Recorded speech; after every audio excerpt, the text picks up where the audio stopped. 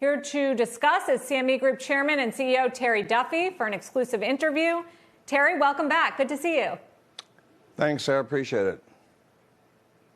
You know Gary Gensler pretty well. He regulated you as head of the CFTC, took on the derivatives regulatory framework. What should Wall Street expect? I don't think they should expect anything different, to be honest with you, Sarah. And I think you hit the nail on the head. Gary was there in 2010 during the crisis and during the Dodd-Frank reform. And Gary was part of the architect on the Dodd-Frank legislation. So we had major financial regulation overhaul in 2010, which is just less than 11 years ago when that regulation came out. So why people would think that he would do something dramatically different than what he did in 2010 wouldn't make much sense to me. So if he was new to the role, I'd say it'd be a different story. But, you know, Gary's very familiar with the regulation that's put in place because he was a huge part of it. So I don't anticipate anything changing. And Sarah, I will tell you, you know this as well as Wilford does, to move major legislation in Congress is a big lift. And to have this is like yesterday, 11 years ago, they have financial reform regulation. So I don't see a lot happening. You don't see them trying to roll back any of the rollbacks that the Trump administration tried to do on financial regulation, make it tougher? That this was a post that Senator Elizabeth Warren has praised. I guess you'd have to say tried to do. What did they do as far as rollbacks?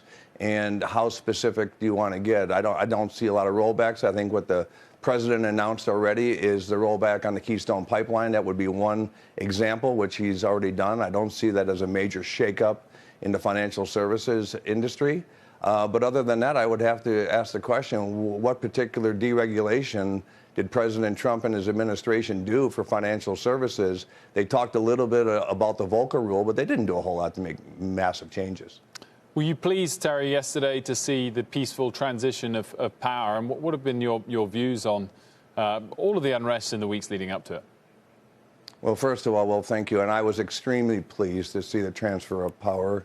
I'm pleased to be the friend of George W. Bush, the 43rd president. I was so thrilled to see him and former President Obama and former President Clinton come together, the unity that helped show our country what it's all about. So, yes, I think that not only was I pleased as a citizen, but I think the financial services industry and every other industry in the United States and around the world were extremely pleased to see that collaboration amongst those four gentlemen.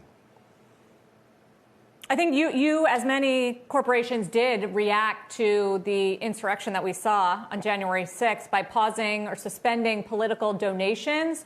What's the thinking there? I guess I'm wondering how long that's going to last. Are you suspending it? Are you canceling it to certain lawmakers? Because it's not exactly campaign fundraising season right now. So I'm wondering how much teeth it has. No, it's a great question, Sarah. And I think sometimes we all get remiss in looking at different things that we do. And when I look at our political action committee, it definitely was in time to have an overhaul of the PAC in and of itself. And what we did, and we included in my statement as it relates to the PAC, was we want to make sure we give to candidates that have the values of CME Group.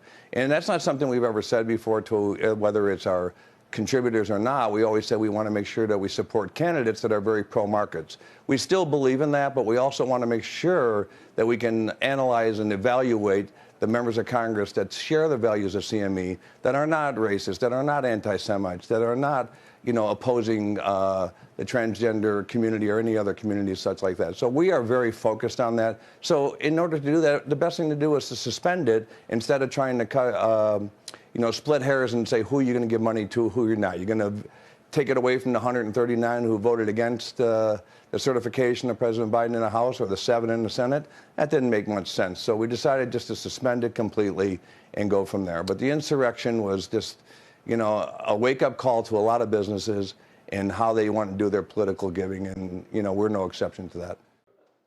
Shepard Smith here. Thanks for watching CNBC on YouTube.